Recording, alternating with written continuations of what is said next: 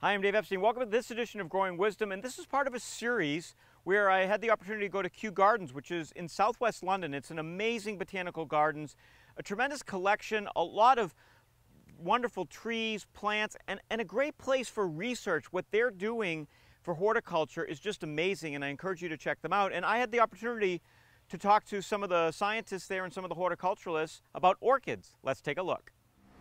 Hi, I'm Dave Epstein. Welcome to Growing Wisdom. Today coming to you from Kew Gardens just outside of London. And we're here with Miranda and Bala, and they are two of the orchid experts here at Kew Gardens. And Kew is really known for their expertise. You can certainly come here and walk around the property and get a wonderful view of the botanical gardens, but there's hundreds of horticulturalists working, doing research, and you folks are working on the orchids. So tell me a little bit about some of your work. What do you do, and what do we have here in the orchid house? Kew has got one of the largest collections in the world, living and preserved specimens in herbarium and spirit collections. So as Orchidaceae is one of the largest families in the plant families, over 25,000 species, they're still growing. So we got the best collection dating back to 300-year-old.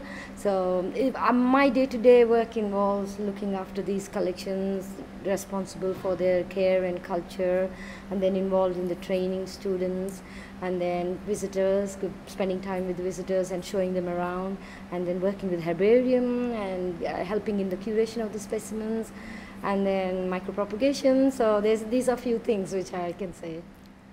Yes, I'm very honoured, and it's very generous for you to say expert. I'm a student, so I'm in training under Bala, which is, I'm very honoured to be learning from Bala and learning a lot about the orchids.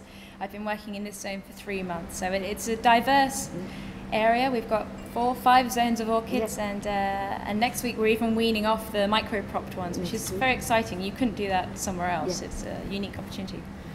For a homeowner, what would be the one, if you were giving maybe a couple of pieces of advice for somebody that really wanted to have their orchids flowering? I mean, you guys are the experts, so what would you say maybe are some mistakes that people make or something they should do to help their orchids?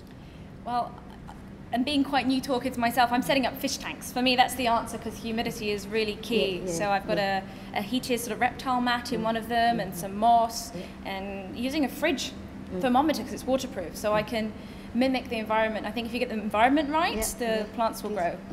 That's what I mean. I dragged Miranda into my world now. As the word she's saying, she's going to start her own nice, lovely terrarium. Usually it depends on what type of orchid they're going for, whether it is a species or hybrid, whether it's a windowsill.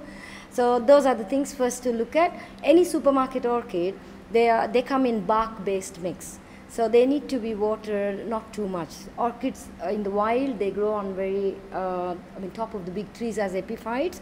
So they need to be drying out in between watering. So you should not water every day and kill them with kindness. So they should be watered properly, and only rainwater is the best for them. So the tap water which has salts doesn't help them.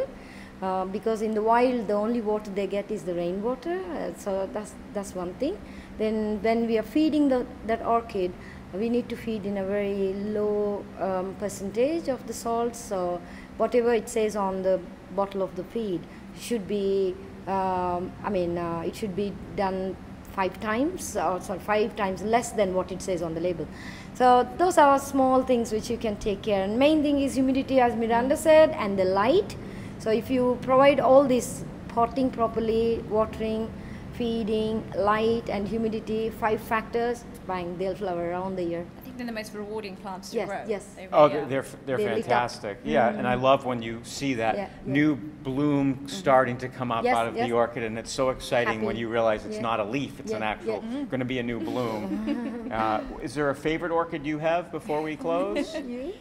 Angraecum?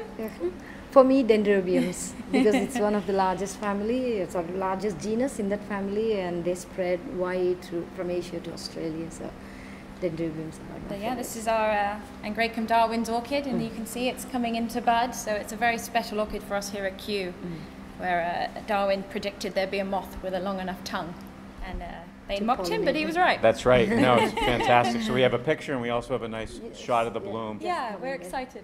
So thank you, ladies. This was fantastic. So much, for this edition of Growing Wisdom from Kew Gardens, I'm Dave Epstein.